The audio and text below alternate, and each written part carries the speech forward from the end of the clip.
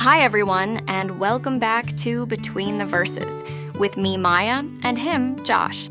Nice to have you all here. Now, before we get into anything else, let's just pause for a second and ask, how are you doing? Like, actually doing. Not the polite answer, the real one. Wherever you're listening from, on a walk, in your room, on the way to school or work, we hope you're doing okay. And we're thankful you chose to spend a bit of time with us to talk about Christian faith and how it interacts with everyday life. We made it to episode 8, Josh. Which hopefully means by now you've got the hang of us and how we roll. How we're more interested in honest questions than perfect answers. We just want to open the Bible together and let it speak into the real stuff we're all carrying.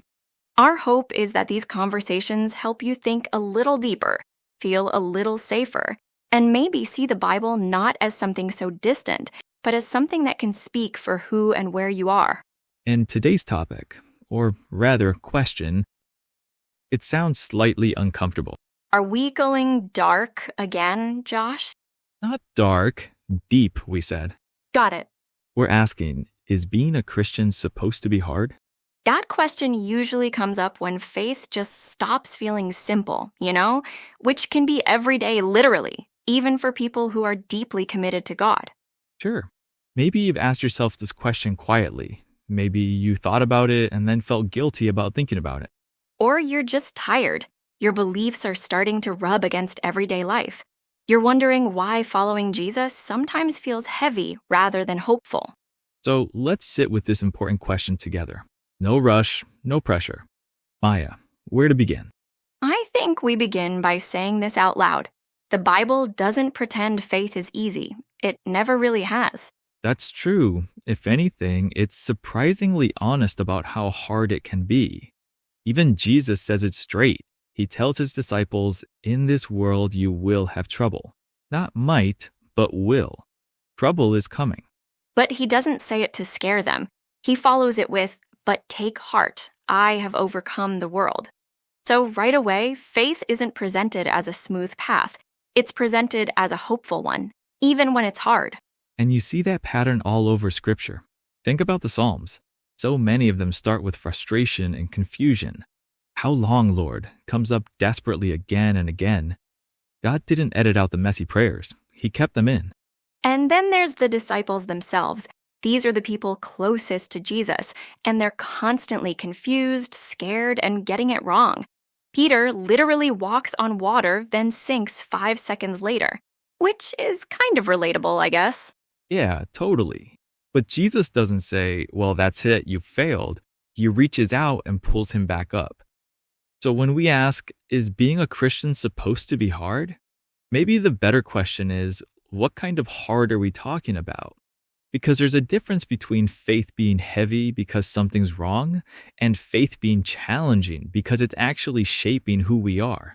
Jesus talks about that too. He says following him means taking up your own cross. That's not light language.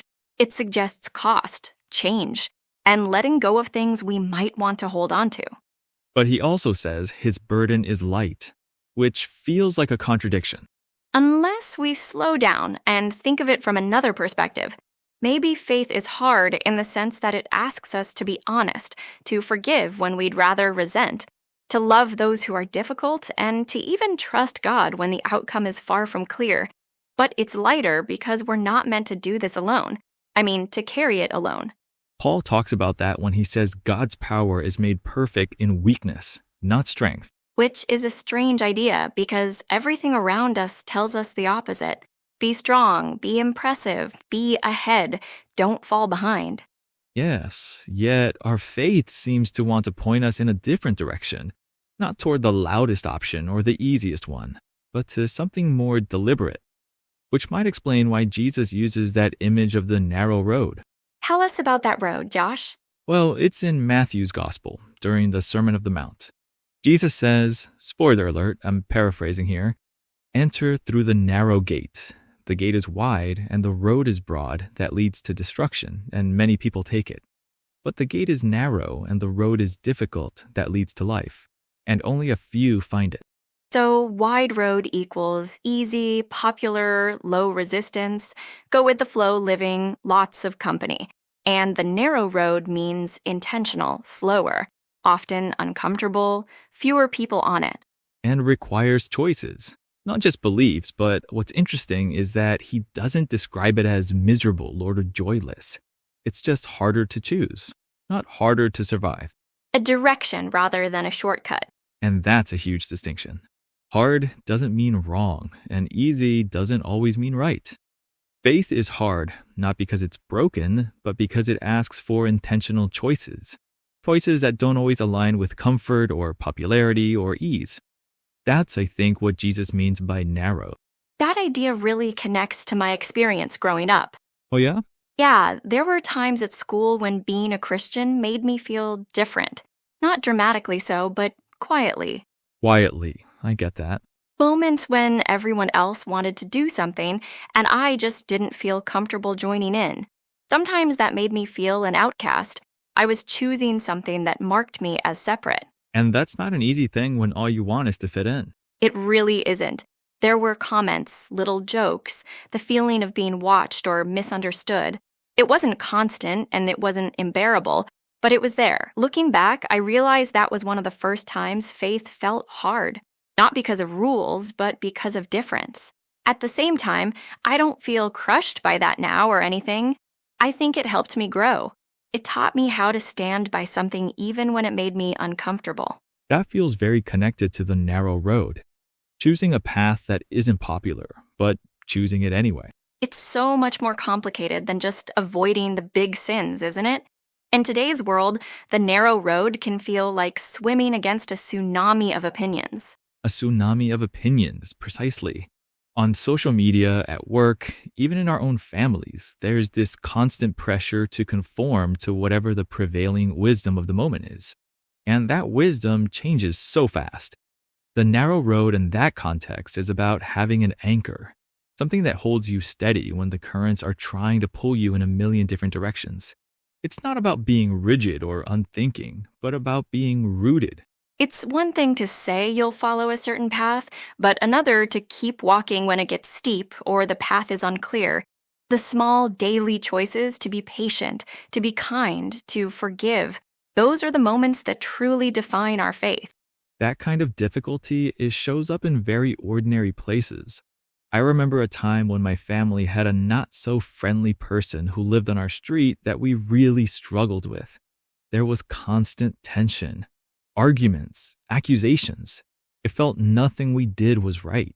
Wow, and after doing an episode about loving your neighbor, this feels almost ironic. Tell me about it. It's much easier to talk about than to live out. And I genuinely tried. I prayed about it. I tried to stay patient.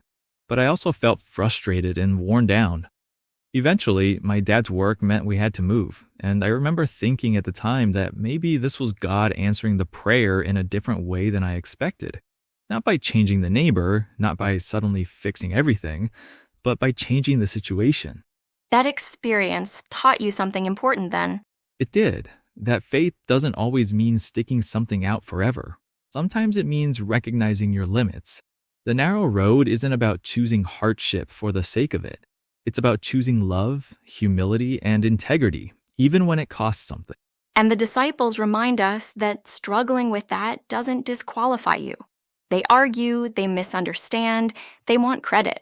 And yet they keep following. They keep learning.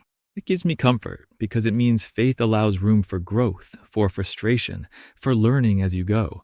Being a Christian can be hard in such quiet ways. Saying no when it would be easier to say yes. Being patient when you'd rather walk away. Choosing kindness when you feel misunderstood. But those moments shape you. They build something slower and deeper. So maybe the thing to remember this week is this.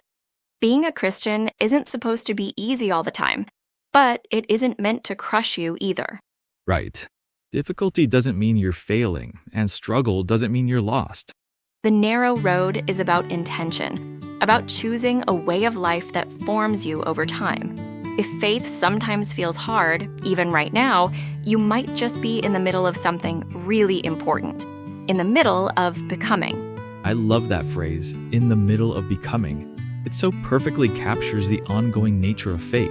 It's not a one-time decision, but a lifelong journey of growth and transformation.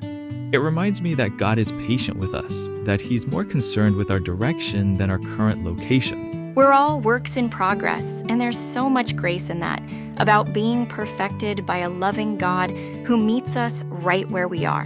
And so to our listeners, wherever you are on that road today, we're really glad you're here, and we'll keep walking it together. Until next time, take care of yourselves. And we'll see you on the next episode of Between the Verses.